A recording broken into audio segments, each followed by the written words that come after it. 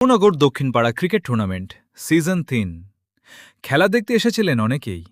কেউ এসেছেন প্রিয় দলে সাপোর্ট দিতে, কেউ এসেছেন খেলার উত্তেজনা উপভোগ করতে। কিন্তু আজকের ঘটনাটা ছিল একেবারেই অন্যরকম। খেলা জমে উঠেছে, মাঠে চলছে টান টান উত্তেজনা, চারপাশে দর্শকদের চিৎকার, ব্যাট বলের লড়াই, সব মিলিয়ে একদম জমজমাট পরিবেশ।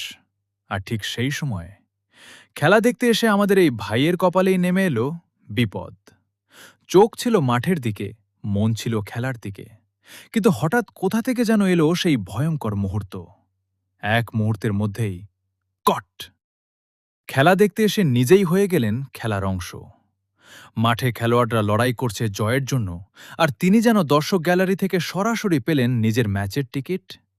ভাবছিলেন আজকে আরাম করে খেলা দেখবেন, কিন্তু ভাগ্যের লিখন যে অন্য কিছু।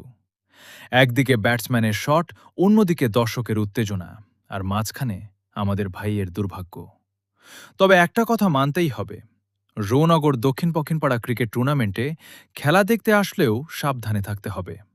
কারণ এখানে শুধু খেলোয়াড়রাই নয়, দর্শকরাও কখন যে কট খেয়ে বসেন তার কোনো গ্যারেন্টি নেই।